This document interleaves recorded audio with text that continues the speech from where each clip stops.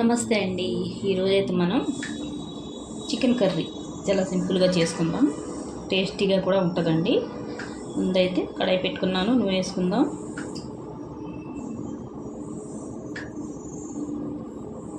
మాంసం కూరలో కొద్దిగా నూనె ఎక్కువ వేసుకుంటేనే టేస్ట్ బాగుంటుందండి. నూనె అయితే వేసుకున్నాను. నూనె అయితే కొద్దిగా వేడెక్కాలండి. నూనె అయితే వేడెక్కిందండి. ఇప్పుడు ఉల్లిపాయలు వేసుకుందాం.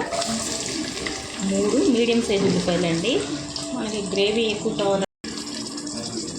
చూడండి, ఉల్లిపాయలు అయితే సగం వేగాయండి. కొద్దిగా వేగాలి. ఉల్లిపాయలు బాగా వేగితే బాగుంటుందండి కూర. కొద్దిసేపు వేపుకుందాం ఉల్లిపాయలు. చూడండి, సరే ఉల్లిపాయలు ఎర్రగా వేగాయి. ఇలా వేగితే చాలా టేస్టీగా ఉంటుందండి చికెన్ కర్రీ.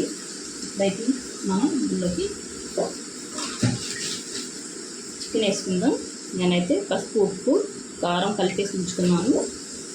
నేనైతే మసాలా కలపలేదన్నమాట. ఇలా కూడా చాలా టేస్టీగా ఉంటుంది. ఇలా వండుకుంటూ మసాలా వేస్తానండి. కొద్దిగా వేగిన తర్వాత తీసుకొని అప్పుడు వేస్తాను. ఇలా వండుకుంటే ఒక టేస్టీగా ఉంటుందండి. చూడండి, ఇదంతా బాగా కలిపేసుకొని ఇది సిమ్లో పెట్టుకొని ఈ మాంసంలో నీళ్లు బయటకు వచ్చేలాగా మనం వండుకోవాలి. ఇలా కలుపుకొని మధ్యలో కలుపుకుంటాను. మూత పెట్టి వండుకుందాం. ఈ నీళ్ళన్నీ బయటకు వచ్చేసిన తర్వాత మాంసం నుంచి అది దగ్గరగా ఉడికిన తర్వాత అప్పుడు మనం మసాలా వేసుకుందామండి. సరే, బాగా కలిపేసుకుని మూత పెట్టుకుందాం. చూడండి, కొద్దిగా వేగింది కదా, ఇలా కలుపుకుంటూ ఉండాలి. కొద్దిగా నీళ్ళు బయటకు వచ్చినాయి. ఈ నీళ్ళన్నీ ఎగిరిపోయే వరకు మనం వేపుకోవాలి. ఇందులోనే నూనెలోని మూత పెట్టుకొని ఇంకాసేపు వండుకుందామండి. చూడండి, నూనె అయితే బాగా తేలింది. నీళ్ళన్నీ ఎగిరిపోయాయి. ఇప్పుడు మనం మసాలా వేసుకుందామండి. ఇందులో చూడండి, ఇది మసాలా ఎక్కువ వేసుకుంటేనే బాగుంటుందండి. పచ్చి మసాలా ఒక 3 చెంచాలు వేసుకున్నాను నేను. బాగా కలుపుకొని చూసుకుందాం మసాలా సరిపోద్దో లేదో. ఇలా కలుపుకుంటే మనకు తెలిసిపోద్దండి మసాలా ఎంత పడుతుందో కూరకి. ఇలాగా చూడండి,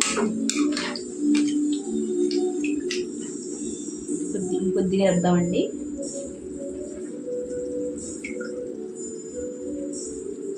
ఒక చెంచా వేసానండి. మొత్తం 3 చెంచాలన్నర వేసాను. ఈ 1/2 కేజీ మాంసం అండి. సరే, బాగా యాగాలి మసాలా అయితే. మధ్యలో కలుపుకుంటా వేపుకుందాం మసాలాని. చూడండి,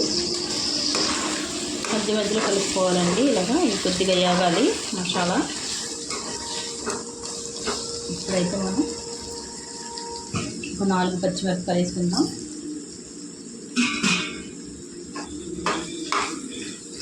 పచ్చిమిరపకాయలు ఎక్కువ వేసుకుంటే టేస్ట్ బాగుంటుందండి. ఒకసారి కలిపేసుకొని మూత పెట్టుకొని వండుకుందాం. చూడండి, మసాలా అయితే బాగా వేగిపోయింది. ఇప్పుడైతే మనం నీళ్ళు వేసుకుందామండి.